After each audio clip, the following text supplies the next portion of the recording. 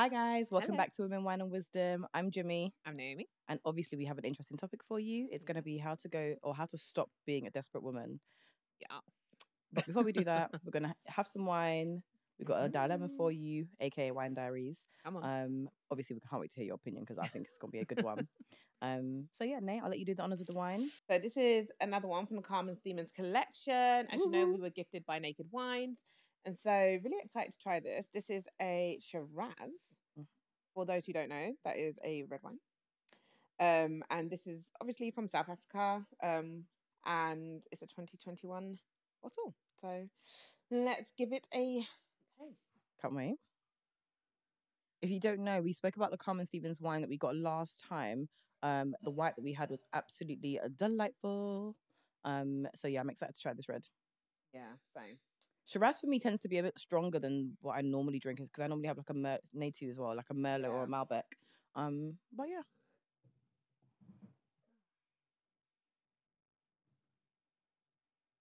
That was a massive reach over, but Honestly, cheers, my love. Cheers.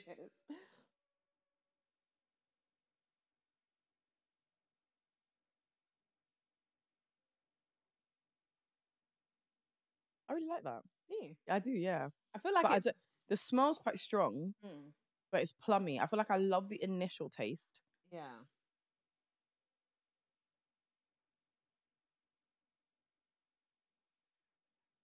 Yeah, I quite like it. I love the initial taste. I think the initial taste is a lot better than the aftertaste. Yeah. That's what I would say. What do you think? Yeah, I quite like it. I like the plumminess of it. Yes. It's not as hard hitting or spicy as I would have expected it to be. True. But yeah, it goes down very easily. It's very smooth. And yeah, I quite enjoy it. Yeah. It definitely goes down much smoother than a normal Shiraz, I think. Yeah. But it's nice. It is really nice. She's got her wine collection correct, you know. I'm telling you. I have to admit, she has actually got it correct. It's got such a variety. So if you want to try different flavors, like you want to try Shiraz, if you want to try a Merlot, yeah, she's Sauvignon Blanc, or was it a Sauvignon Blanc we had last time? I can't remember. It was Sauvignon Blanc, but maybe, probably. I'm not sure. Okay. But I'm trying to cover another bottle, and I'm like, can't tell. But if you want to try different reds, different flavors, different varieties, definitely Carmen Stevens collection will be quite good. Exactly. Okay, you ready for our dilemma? Wine Diaries. Am I the asshole for prioritizing my friend over my pregnant wife? Oh. My wife, 28 female and I, 29 male, got married last summer. She's currently 7 months pregnant with our first child. She had an appointment with the OBGYN 2 weeks ago to address some complications with the pregnancy. The doctor wasn't overly concerned and confirmed that both my wife and the baby are healthy and well. Okay. But they did recommend her starting her maternity leave early and taking as much bed rest as possible. A few days after that appointment, my best friend Brian, fiance, passed away in a car accident. Brian and I have been friends since we were 3. We lived on the same street growing up. He was a groomsman in our wedding, and he asked me to be one for him as well. Their wedding was supposed to be this summer. That's actually really sad. Yeah. Brian and I live about an hour away from each other now, so we don't get to see each other as often. Usually only a few times a year on special occasions. But as soon as I got the news about his fiance, I immediately drove to him to be with him. That's cute. I've been juggling helping Brian with everything I can while taking care of my wife and everything she needs. On top of all that, I am still working full time. I've driven to Brian's house a few nights after work just to hang out with him and spent one night there last weekend to help him with some things. His fiance's funeral is scheduled next week, so I've been helping him with that as much as I can. A couple of nights ago, I told my wife that I planned on driving down to Brian one night this week just to hang out and keep him company. This started an argument between us because my wife feels that I'm prioritizing Brian too much and neglecting her. Oh dear. She said that she needs me at home to help her because she doesn't want to go against the doctor's orders and try to do too much. She told me that her and the baby need to be his number one priority right now and not Brian.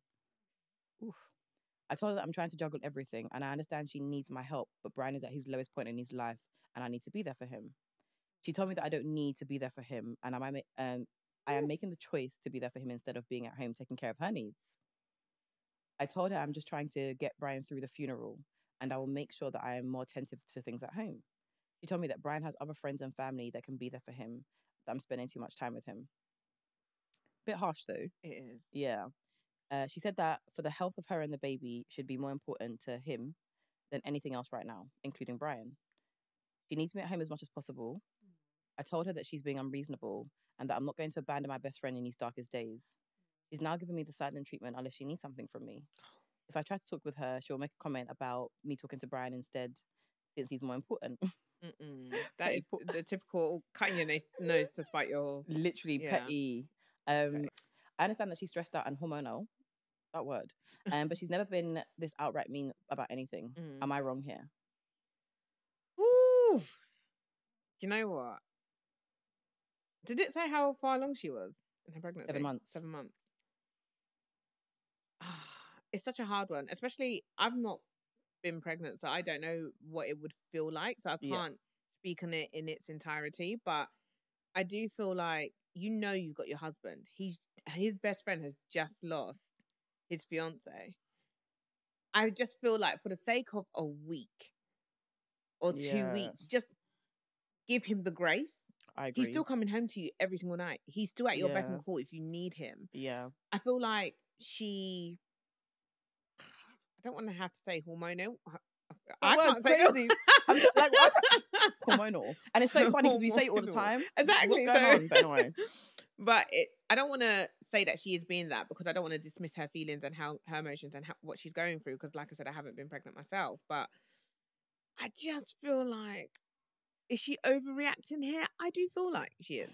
I think she is. Yeah, I agree with what you're saying. Again, never been pregnant, so I don't want to put down people that are pregnant, their feelings, but you're being petty. Yeah. You're being petty. Somebody passed away.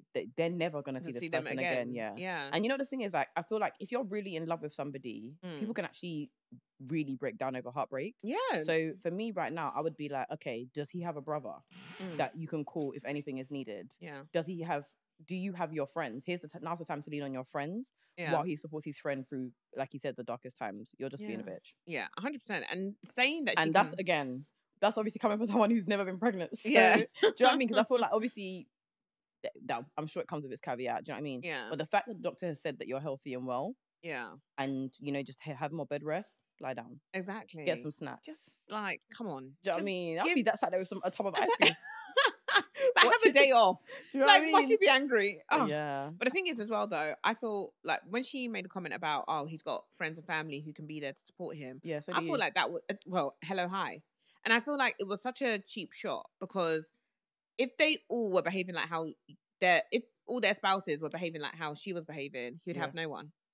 That is very true. So that is a very good point. She needs to, come on, girl, just, take it easy. 7 months. Yeah, take it easy, relax. Take it easy. I mean? Don't stress yourself into baby. Go and book yourself into is it spa? Exactly. Do exactly what I was something. going to say. Go get one of those a pregnancy massage. Go take one of the girls somewhere. Just exactly. When he's going to sleep at Brian's house, you call your girls too. Exactly, that's it. Like, auntie, my belly is round. I don't understand what is taken away from her to allow him to just be there to support his friend. I feel like, again, you know what it is? Sometimes as well, maybe it's a bit of emotional unintelligence here. I don't know, because I feel like death is a very big thing. If it was something else, do you know what I mean? Or if it was something else that's maybe more minor, then I could be like, I understand. But you're mourning so many things at once. Like, exactly. Death is a big thing. So you're mourning that. You're never going to see the person again. Your wedding was coming up that you've paid for and everything. There's so many, that house that you probably live in together as well. Just even going anywhere. And there's so many things. There's so many like bits to it. Even the fact that he's been his best friend since the age of 3. Yeah, you just came, that's girl. Not a joke. Like, came, girl. Exactly. You're new to this, right? Like, because they say like friends are like chosen family, right? Yes. And if they've especially at this age, so if you've been able to maintain that friendship since the age of 3, there's probably nobody that knows him better. Maybe his own mum doesn't even know him as well as his best friend. So, and I feel like for men it's really different, because sometimes they literally just need another, like, if you remember when Prince and Chris were talking, and they were like, sometimes they just need to be in the company of men. Yeah, that's it. So he might not want to be with his mum. That's it. He might not want to be with his sister and talk to his sister about some things. Maybe he doesn't want to go through, like, constantly have emotional conversations about it. Maybe he just wants to have men time or boy time or whatever, where they're just playing video games or doing things that men do that I don't understand. But honestly, not that I get it, but but I think just allow him to have this time, and I think also count your blessings. The fact that you're pregnant, you still have your husband, right? That's something. You just got married last year. He's still saying Just- that you're a priority. Exactly. you So, know. I think you have to show some level of gratitude and give your partner grace in that kind of situation. 100%. Guys, So, who's the yeah. asshole? Who is the asshole in We this? vote her in this. Absolutely. We vote her. Unanimously. But yeah. Yeah. Okay. So let's move on. Moving on from there. So I want to ask you a question, Jimmy. Okay. Mm-hmm. Every time someone asks me a question, I'm like, Girl. what could this question possibly be? What can this question be? So, at your big age, imagine at our big age, what can't you do? Our birthday soon. I know. Listen, girl. So we're gonna it's be a an even countdown. bigger age. A bigger age. What can't you do? What can I do in my big age? There's quite a few things I can't do. One, Listen. I can't book a crap hotel. If the sheets are not white, you're not seeing me. Listen. Because if the bathroom is not looking pristine, it's not seeing me. It's not. I cannot not eat fruit and vegetables. Anybody does? Do you know what? Honest to God, when people are like, "Oh, I don't eat fruits and vegetables," I'm like, yeah, your time is ticking and your insides are rotting. You need to eat some kiwi to help repair your DNA, love. Exactly. That's what you need. Gut health. Very important. And what else can I do at my big age? Argue. I'm not arguing with anybody. I'm not going back and forth with people about nothing. Do you know what I mean? Do you want me to tell you much like, okay. That's it. Yeah, I'm not. I can't bother. Do you know what's happened to me recently? Someone has been annoying me so much. Oh, okay. And I'm always just like, you know what? I wish you'd catch me outside. Not catch me outside. How about it? Catch me outside, honestly. But again, like I said, mature era, and I'm just like, I'm not going back and forth with you. Yeah. However, I've been killing this person with niceness. Yeah. But the niceness is killing me now. Oh, okay. it takes a lot out of you sometimes to be nice. Like, it does. Sometimes you're just like, I can't do this. Do you know what it is? It's when you're consistently being nice and the person's being an idiot for no reason. And it's just like, do you know what it is? God blessed you that we're in these four walls, because I wish you would catch me outside. I wish. No! I'm praying, in fact. Let me pray for her as well, because I wish you would catch me outside. Yeah. Oh, dear. But at your big age. At your big age. What can you not do? Oh, at my whole big age, what can't I do? Do you know what? It's not that I can't do this, but I don't like doing this. Putting away laundry. Oh, that is the biggest chore ever. Putting away laundry. And on that note, I just... do you know what I need to do? What? I need to learn how to iron. On that note, because do you know what? I've just never had to iron. So I actually hate ironing. So honestly. And if I'm with, like, let's say I go on holiday with my brother, or I'm with my dad, or my boyfriend, my fiance. Your fiance. Yeah. They always iron for me. Yeah. So at my big age, I'm sorry, I just can't iron. Listen, there's some people, my friend, if she's watching this, she knows who she is. When she was getting married, she was like to her husband, one of my non-negotiables is like, I'm not ironing. Yeah. So and he said it's fine, he'll take on the ironing. So yeah. And do you know what? Men are better ironers than women. They so, are. Yeah. There's certain things that men do that are better, yeah. Like hoovering. Yeah. Oh, like taking out the trash. Because at my big age, I'm not taking out the trash. My partner will be like, but you saw the bin was full and you went out. And I was like, and? Is my muscle? No, my muscles is not for that. Do you know what? I have to take out the bin at the moment, but babes, you already know. You know what's coming. Literally, you know what's coming. The bin is actually crazy. It's crazy. I should be doing an arm workout. No. So yeah, that's like, what else can't you do? Take it out the bin, fair. Yeah. Laundry, fair, honestly. Listen, my big age, what can't I do? Gardening's another one. Like, F that, honestly. What can't I do? What else can't I do at my big age? Respond to texts on time. Oh, I'm terrible. I'm getting worse and worse and even now my phone's I have like 100 unread messages. Okay, I'm not that bad. I'm not that bad. I'm terrible. I'm bad, but not that bad. I'm terrible. I'm more of a phone person because I feel like I'm always on the go. So it's like, if you want to catch me, just call me. Yeah, fair enough.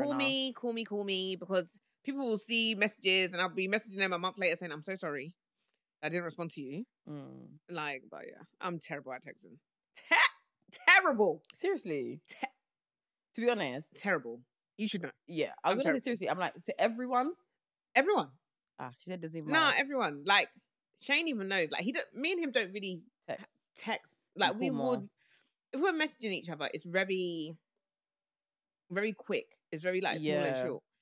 So, yeah, I'm in phone conversation. These days, I'm neither. I don't want you to call me. I know. I don't even want anyone to text I'm like, me. Jimmy, I know you don't want to speak to me, but answer the phone. I'm sorry. I'm like, do you know what it is? It's because I do it all day at work. I know. That's actually the thing. Because I'm actually on the phone pretty much all day at work. Yeah. I'm just like, I get home and I'm like, nah. And that's the thing. Sometimes, I know people won't believe this, but sometimes I do actually not want to speak to people. Yeah. Like I'll just be like, I don't want to talk. Like I'm exhausted. It's enough. Like I just want to go home and do whatever. It's been a long day. It's been a long day. But for the most part, if you want to get in touch with me, call me. Call me. That's Holler if you need me.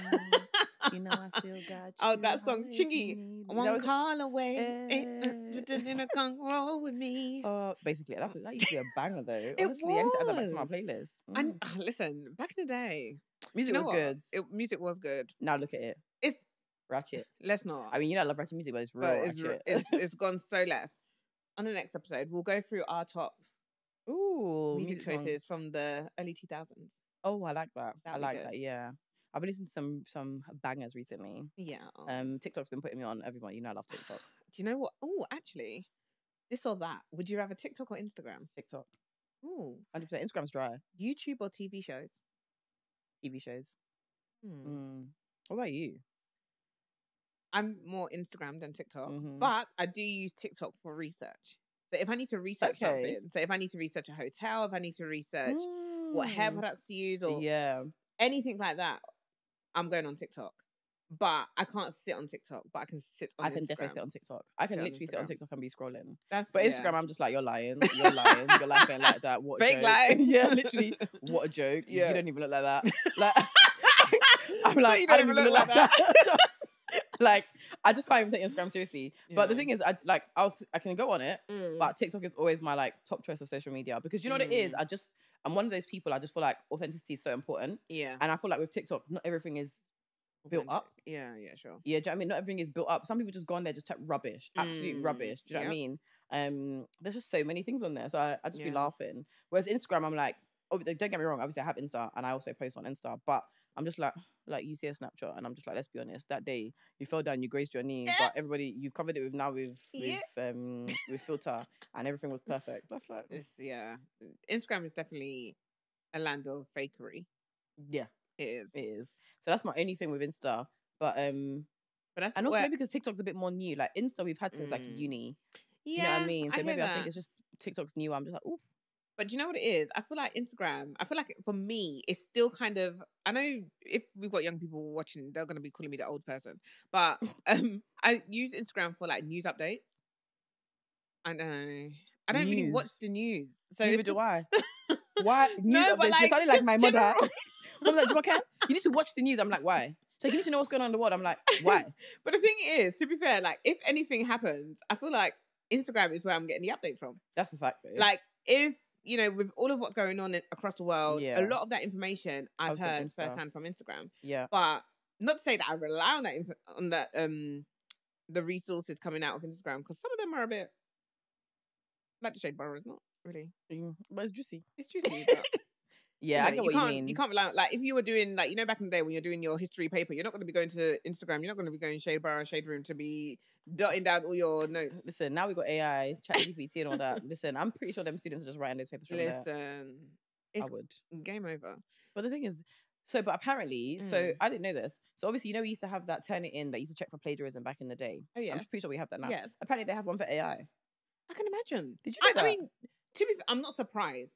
I didn't know it, but I'm not surprised. I was like, that's really good. They need that. They do, because I would write my whole assignment on there, which makes 100%. sense. 100%. Like, work smart, not hard. When you're like going out and partying, you think, no, I'm not coming back to be, what?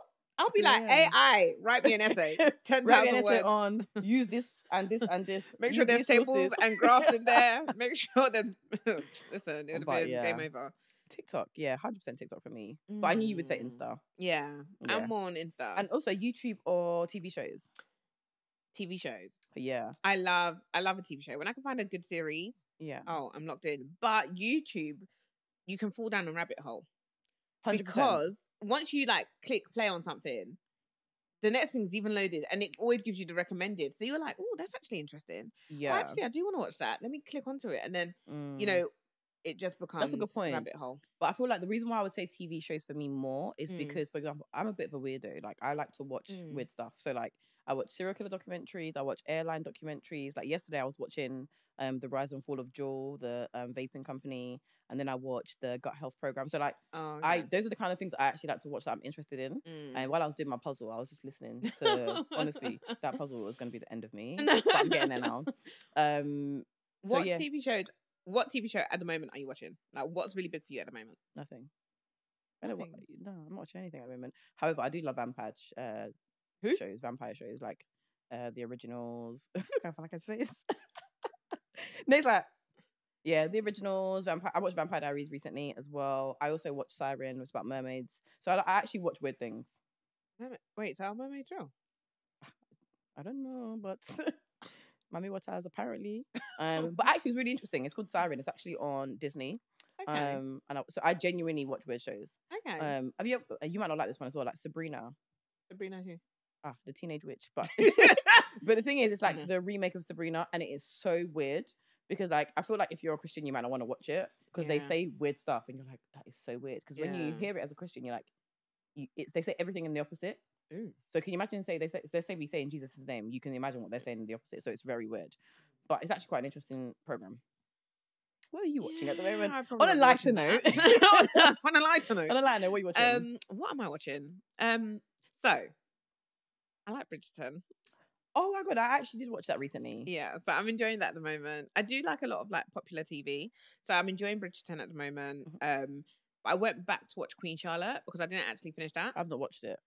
And it's so good. Oh really? Do you know everyone says so that? good? And I'm somebody, as I'm watching something, I'll have my phone in my hand, and I'll be researching. I'll be googling, researching, and doing all of that. So, I mean, from what I see from the research, King George was a real character, was a real king. Yeah.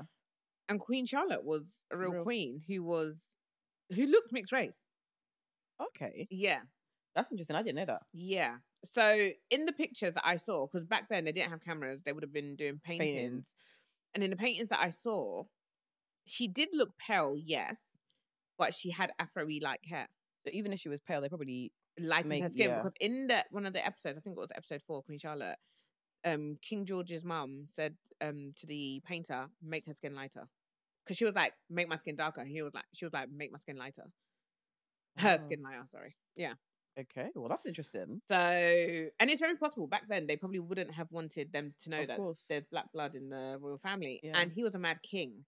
So I think they deliberately went outside of England to look for somebody that would stay with him, basically. That's interesting that they thought that she had to be mixed race. Yeah, it's very interesting. Isn't history interesting? Actually, do you know what's interesting, actually? Can you actually say mixed race? I believe so. As a D, yeah. Diversity and inclusion. Can you? Before the issue was with calling them half caste. Yes, that was always an issue. Yeah. Yeah. But yeah, mixed race, I believe it's fine. Okay, I actually got I got a question for you on that actually. If someone called you coloured or black, what would you prefer? Black. Me too. Yeah. When people say, I don't know why, and obviously it's a term that's used in America very like widely. But when people say, "Oh yeah, the coloured girl," I'm like, I'm actually black. Yeah. And you can say that I'm black. I'm okay with you saying I'm black. I'm actually more offended when you say that I'm coloured. Yeah, same. It's strange, isn't it? It's yeah.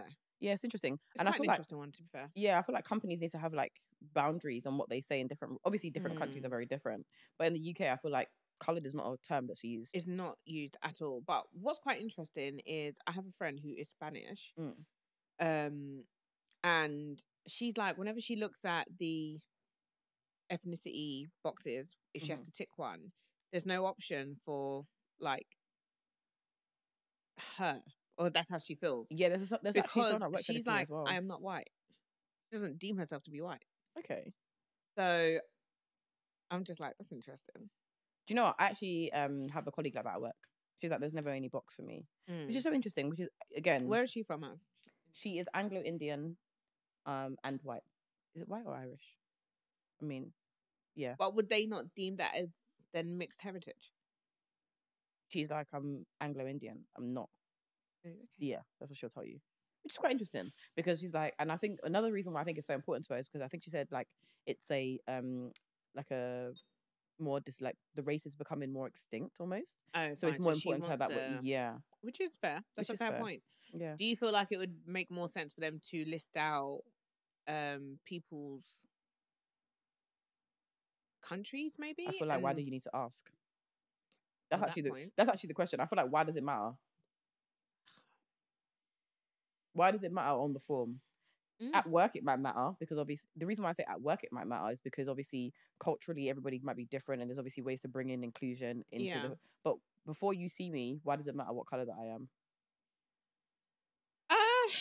It's a good question you're asking, but I think for a lot of people they probably see, like for a company, for example, if they're trying to include more females in the company or Yeah. more black people in the company or Yeah. Indian people in the company, they need to find out what you are in order to make sure that they have enough candidates from that background.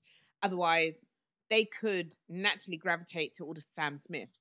There's natural bias and all of that already. There is. Yeah. And then there is. And a lot of them, they will just interview you to say that they've interviewed you. Exactly. But it doesn't necessarily mean that they're giving you the job. Exactly. So, but I think them they should knowing actually, your background. I would be very curious to see Go on. if they blinded the names and the ethnicity. I wonder how many people how different it would be.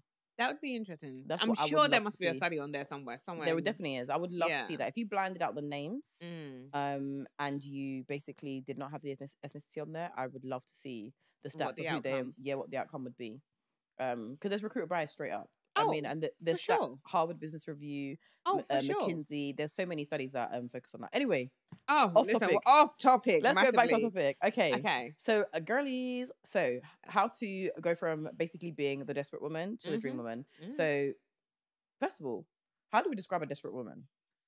That's actually, I think, the first question or the first important thing to highlight. How do we describe a desperate woman? I feel like a desperate woman is somebody who will have no boundaries.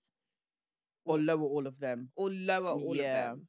So you don't have no boundaries, or you lower all your boundaries and will just take what is given to you, what is presented to you. Yeah. I would say that would be the start of a desperate let's run with that definition because I actually didn't know. But I feel like men can see it. Oh, massively. They can see it straight away. But the thing is, do women know it? Because I feel like all of us would have been in that situation at one point where we felt the need to kind of lower our boundaries to kind of fit in or to meet a man and be accepted or whatever. So let's say we've all been there. Okay. Why did we feel the need to do that? Because I feel like for us right now, it's an age thing. It's a more understanding. It's more comfortability. It's more personal growth, spiritual growth. Just aura. I feel like, and I think this is why it's really important to know what it is you're looking for in a partner. Yes. And to list it. Like when I'm talking to people who are single, I always say list out what you're looking for in your partner. Yeah. Because I feel like if you don't, you can easily get very confused with what it is that your boundaries are, because you think you know what you want and really you don't. Yeah. But I feel like it depends where you are in life. I think maybe when you're a bit younger, your boundaries are lessened because you're trying to fit in. You're trying to crowd please. You're trying to fit in with what's going on with what's happening amongst your friends, you know. When do you feel like you got out of your people pleasing stage? Because I would say like mine was probably at uni. I feel like mine might have been a bit later, you know. But I do feel like in my mid 20s, I'd say. Okay, mine I think was like around uni time. Yeah. Literally just coming out. I was like, do you know what? Yeah. F this. Honestly, word for word, like you took the words right out of my mouth. I'm like, what is this for? Yeah. What is this for? What is the benefit? I'm gaining nothing. Yeah, 100%. Yeah, and I always wonder why we're like that as children. Because you know, another example, like when you want to parent, you're like, okay, how do we stop that from in secondary school? I think it's very, very hard to stop that, because I think in schools we are taught to be obedient, to listen to our teachers, to be like sheep. Yeah. They prepare us for like just going to work every day and sitting in front of, being in front of a manager. I feel like that's what the class represents. Yeah. Class represents an office. Your teacher represents your manager. And you're taught to, you know, be disciplined, listen to your teacher. When your teacher says stop doing this, you have to stop. Yeah. So then coming out, because I remember coming out of school feeling like, when I'm talking to my managers, I wanted to say, oh yes, miss, yes, sir. because I'd spent so many years being conditioned that, to say that. yeah. So I felt, really weird talking to somebody who was older than me, had more seniority than me, Yeah. and just calling them by their first name. Yeah, That and just we have felt that in our very culture as weird. well. And we So, have that in our yeah. culture as well. So it felt quite weird. But I feel like a lot of times as young kids, we are conditioned to be a certain way, which prepares us for later in life. And I feel like having looked at a lot of like successful people like Alan Sugar, Simon Cowell, and They're a bit those rebellious, people are bit different. Yeah, they were very different. They were not obedient in class. They didn't go to uni. They got kicked out early, and that's because they were. It seems as though they were very confident in the kind of being the person that they were. Like, I mean, you look at Kanye West, high school crazy. dropout or college dropout or whatever it was. Yeah, and but he's very like liberal in the way he talks. He's very 100%. confident he does what he wants, says what he means. He clearly is not a people's pleaser. Yeah, 100%. Do you understand? And I feel like people that were less likely to be obedient in school. I'm not saying people that shouldn't be obedient in school. I'm not saying that. I'm not encouraging that. But people who were less obedient in school were probably less likely to be people pleasing at a young age. Yeah. Yeah, I feel like it's interesting at that point. But I feel like that's part of like the whole desperate woman thing. I feel like you need to be less of a people pleaser. Yeah. And just kind of focus inward. Yeah. At school was you very obedient? I would feel like I always did my work. I had my mouth. Like if someone annoyed me, even the teacher, you was gonna know. You was gonna know about it. But I always did my work. No, I was very like obedient in school. Like obedient. Yeah, I was. Yeah, I wasn't bad. I did all my work, like I said, and I got good grades. Listen, but I don't if feel like Jimmy's talking, I'm like, is it me talking or is this person next to me? Yeah. Do you know what I mean? Like, what? Because you've just picked me out now. Yeah. For what? No, true. Fair. What made you change being a people pleaser when you got to uni? What was the kind of like straw that broke the camel's back? Do you know one thing I would say? I think my mum is supportive of what I do. And I think she trusts my judgment. So, for example, I'll give you an example of what happened when I was at school. One day I got into a fight at school and the teachers called my mum and they were like, oh, Jimmy had a fight with some girl today and she beat her up. Of course you beat her up. Come on. And their mum was like, what did the girl do to my daughter? Yeah. Because she's like, my daughter's not like that. Yeah. Do you see what I mean? And that's because, like I said, I always did my work. Yeah. But one thing I'm not going to have is someone talking to me anyhow. Yeah. Do you know what I mean? Or you're not going to be thinking that you can just get away with stuff. You're not. And I feel like when I got to uni, I kind of just followed that through and I realized that internally I need to be a good person. But at the end of the day, people pleasing, I feel like when I was even like the same my group of friends, for example, when I was people pleasing, it actually got me nowhere. Yeah. So it got me nowhere. Because at the end of it, I'm like trying to impress everybody or trying to make everybody else feel better. In the meanwhile, doing things that I potentially wouldn't normally do. Yeah. But these people don't respect me anyway. Yeah. And it made no difference. So when I got to uni, I was like, let me hone in on what I'm good at. Let me do what I want to do and not really do what I don't want to do. And I think it just got worse with age. I just got worse with age. So and other examples as well, like when I was at uni, I worked in office for literally throughout uni. And I remember thinking to myself, like, it was even, sometimes it was just this or that. My manager would be like, oh, I'm like, I can't be here in December because I need to go to Nigeria. My mum lives there and I'm here all year. But December, obviously, is the busiest period. They need you there. I'm like, fire me then. Bye. Yeah. That's it. No, and if I don't want to do something, I'm just not doing it. Yeah, 100%. I'm just not doing it. It makes sense. Yeah, and I feel like I just got worse and worse and worse. When I say worse, but to be honest, better and better and better with age. What about you? I don't know what was the straw that broke the camel's back, but I think over a period of time, you start to realize, like, no matter how much you do, people are still going to have an opinion. People are still going to. So then I just had to learn to be confident within who I was as a person because things were still happening for me, if that makes sense. It is. I still had a good circle around me, still had people that loved and respected me. I just had to learn to be confident with who I am and the decisions that I was making. Yeah. And based on the decisions I was making in life, I was content. I was happy. Yeah. I was happy knowing that I was doing it for myself. It wasn't such an easy transition. I don't think it ever is. Because I feel like I still did make mistakes along the way. Of course. But for the most part, I was just like, I'm going to do what serves me. Yeah. And what makes me happy because my happiness is important. Facts. But going back to it from a relationship perspective, Yeah. I think I remember dating in my 20s and making mistakes because I don't know if I would put it down to people pleasing.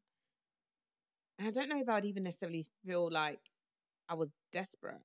But I think it was, You really want to make this work. you want to make it work. Yeah. Maybe it is a level of desperation because then you start to compromise. Yeah. I feel like You compromise a lot of what you like, a lot of what need. your your Yeah. beliefs are and what you need, and it ends up slapping you back in the face. slapping you. Literally as well, like only slaps you back, you know. And the worst part is, what's annoying is that we already know from the beginning, you know. Yeah. That's what I think is more annoying. Yeah. We know from the beginning, yet we still manage to somehow be like, yeah, 100%. you know. Literally, what you regret is what you allow is what you regret. That saying, it honestly, it's chef's kiss. Yeah. Because another way to say that is what you permit, you promote. 100%. Oh, come on. What you permit, you promote. I was thinking about it the other day. I was like, I heard it someone. I was like, that is a fucking fact. It's 100%. That is a fact. 100%. One thing I would say as well that helps you like kind of move into the away from the desperation, and it goes off everything we're talking about, is just being confident in who you are. No matter where you go, no matter what country you're in, confidence, people can see it. Yeah. It oozes. Sure. Yeah. It's universally respected. If you have confidence in what you bring to the table, you're less likely to compromise. 100%. You're less likely to just drop your boundaries. You're less likely to lower your boundaries. You already know what you want, like you said. And my friend always used to say to me, she's like, write your list of 10 things that you said. Yeah. What's the priority? Yeah. Because no one's perfect. They're not going to have all 10 things. Nope. But what is the priority on that list? 100%.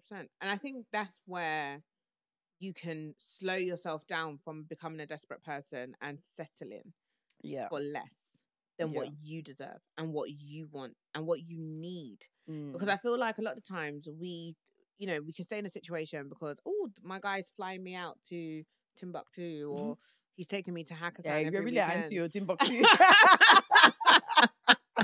Listen, anti-night. But, like, you get so consumed by, like, smokes and mirrors. 100%. Because you're like, oh, he's taking me to this place, he's taking me to that place.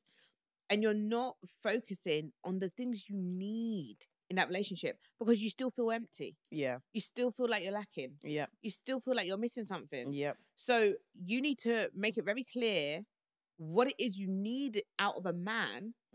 And then when that man presents himself, you would know that's the man for you. Yeah. I'm going to roll off that point as well. Because I think another thing that kind of separates this all out as well is, and I think most women do it, and I feel like we've definitely probably done it in the past, but putting men on a pedestal. Hey, Skewball, let's speak on that! Putting men on a pedestal. No, let's speak on that one. Yeah. Because I'm just like, why do we put... And I don't know what it is. Yeah. Let's be honest. And we do, all of us are guilty. Yeah. Why do we feel like when you're married, you now have status? Why is it that? Why do we give them that pedestal? It's like, oh, I must pander to this, I must pander to that. He has this status, he has this. Why are we putting them on a pedestal? They're just another human being. If they were shot, they would die just like you. They bleed the same blood. Same blood. It's unfortunate as well. And do you know one thing I really can't stand as well? When like either you get married or you get into a relationship and your man's your whole personality. Please stop talking about him. It's so boring. And teachers do that as well when they're always talking about their students. I don't care. Yeah. I literally don't care. Do you know what I mean? Do you know what I mean? But it's like you are your own entity. Your man is his own entity. Yeah. Let him be him and you be you. He doesn't need to be your whole personality. 100%. And I always wonder, why do we do that? Yeah. I don't know why, but I'm just curious. Yeah, I was going to say, because I don't know why either, but I'm not sure. I mean, I feel like a lot of people lose themselves in a relationship. Why? And I think... Why do we do that? But I think, like, with some people, they probably see it as, okay, I'm married, me and my husband become one, like how it describes in the Bible. And so, because, they say this thing of, like, you start looking like your partner. Yeah, which is after strange. a while, which is very strange. Yeah, but it's true, though. But it's true. Yeah. Because you start doing the same things. Like, you start, well, for the most part, there's probably a lot of things that you do. There's a lot of shared things you do in a house now. Like, you'll use the same shampoo, soap. Maybe you wear his cologne. Yeah, but what's funny is that they're adopting what you're using. Well, this is the thing. So, like, it's like a lot of shared things now. So I can see how that happens. But some people, they also really enjoy being with their husband or their partner 24/7, and that's fine. I don't think there's anything. Let me tell you what I have an issue with that one. Go on. Why I have an issue with that, yeah, Mm. goes back to putting men on a pedestal, because men will maintain all of their friendships. But It's the women that never do it. But do you feel like it's putting them on a pedestal, being close to them versus No, like being close, you can still be close and not pedestal them. You can be close and not do everything with them. You can be close and still have your own hobbies. You can be close and still succeed in your career. The issue I have with it is that a lot of women give up so many things without even realizing it. So, like, and that's the actual issue, because what happens then is they have all of their hobbies, and then you now don't have that much. You stop talking to your friends. You don't see them as much. Yeah. You're the one looking after the baby, and then when they're going out with their boys, you're not happy. But it goes back to that woman.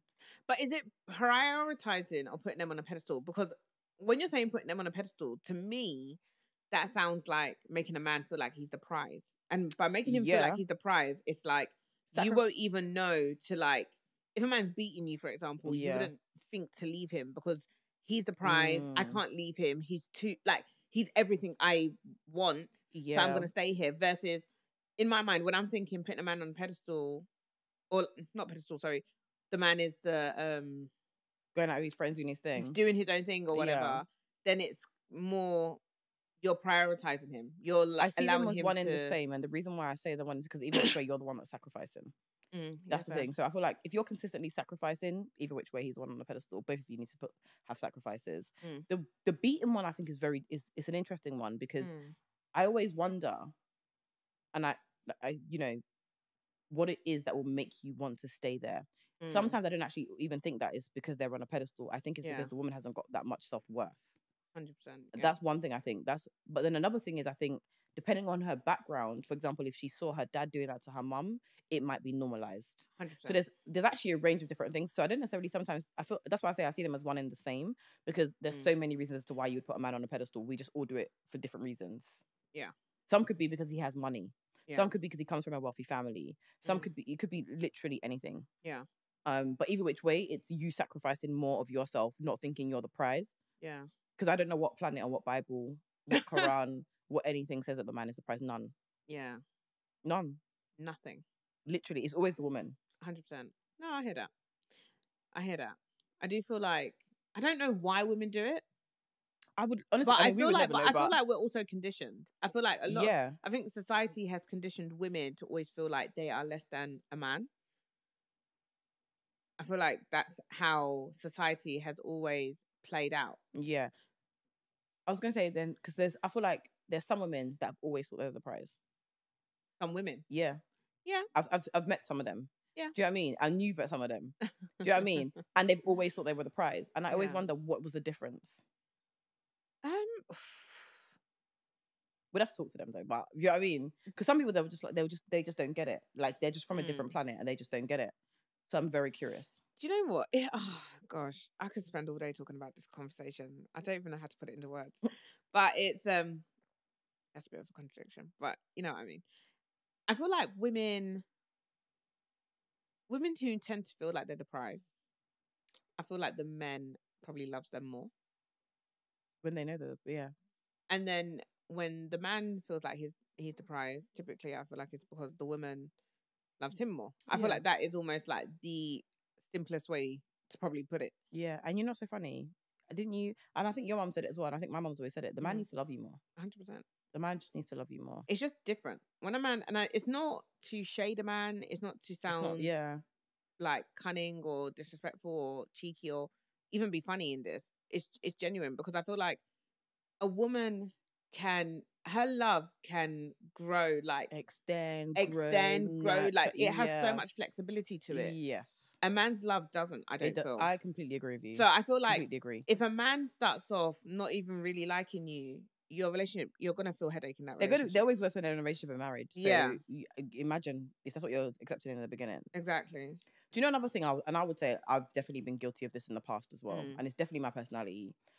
But I think as well, don't be overly given. Yes. I'm definitely guilty of that. Yes.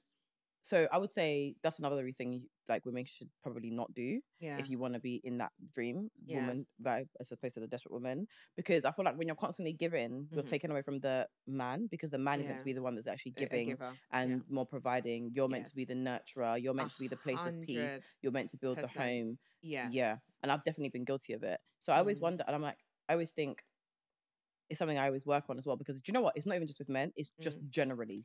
That's what I'm just like, generally. And even my manager always says it to me, actually, just like, you just naturally like that. But it's something that I've really had to work on, because actually what I realized is when you're naturally a giver, especially with men, they just see you, one, it's like they take advantage. Yeah. But two, you're the masculine one, and 100%. they see you as they're more feminine because you're the one that's providing. 100%. Do you know what I mean? 100%. So yeah, that's another thing I would say. Yeah. You have to sometimes be damsel in distress. Oh. I'm always in distress these days.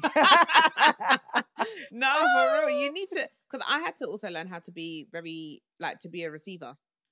Yeah. To like literally learn how to like take and just like, you know, if your man wants to treat you and take you out, pay for a holiday, do all of this, you just be like, okay, like I'm gonna enjoy that. Yeah. Because, and it's not to say that you should rely on the man financially, no. But it's nice to be able to have a man who can show you that he can provide for you, look after you, and be the masculine in the relationship. Like, a lot of us females, we want to prove our point of being independent. I'm not trying to prove anything. You don't need to do that. Yeah, we just don't need to do that. Need to do that. Yeah, you don't need to do that. You'll tire yourself out trying to compete with a man. You're not a man. Like, you know, just you don't need to be as feminine. well. You don't need to. You don't need to be. Yeah. No way. No. So younger ladies, take advice. Take advice. Take note. Yeah, because it's not even worth it. No. Don't sacrifice yourself. Don't be overly independent. There's no need. There's no need. There's no need. Something just came to my mind, but now it skipped me. Oh yeah. Another thing I think as well is work on you, body, brain, behavior. Yeah, for sure. Yeah. Body, brain, and behavior. Yeah. Body, exercise. I'm not even going to say go gym, exercise. Pilates, swimming, walking. 5K run. 5K, oh yuck. 5K run. Whatever suits you, do it. Whatever makes your body feel good, do it. Understand your body. So like recently actually, guys, let me even show you. I'm wearing it the wrong way around because sometimes it shows too much. But recently I decided to get a Whoop. So you can kind of, it tells you about your sleep pattern, like when you're in like deep sleep or when you're not in deep sleep. I remember Stephen Butler talking about this on his podcast. Yeah. Tells you how alcohol impacts your sleep. So I'm gonna be seeing this tomorrow morning after drinking this exquisite. Me, I've actually finished it. So do you know what? This Shiraz is lovely. By the way. It's actually really nice, and I'm feeling like I'm enjoying it. Yeah, I'm enjoying it. Yeah. So like just even fitness things, even an Apple Watch, like Apple Watch as well helps. Fitbit. I'm actually due to get one. Well, an Apple Watch. Yeah, do it. I feel like Apple Watch or Fitbit, Whoop is good, but the only thing I would say about Whoop is that it's a yearly subscription, so you're paying more, essentially year on year. But one thing I do like about it, it really tells you about your body, your habits, and your behavior. So for me, I feel like the Apple Watch is good because it tracks my activity and what I'm doing, but the Whoop gives me more details about my habit. And that's what I feel like I need to work on and improve. So things like that. Then behavior, again, what we're saying in terms of like learning not to be so independent, learning to receive. Yeah. I feel like that's something we've definitely both gone through like the last couple of years. So learning to receive, learning when to just not talk. Yeah.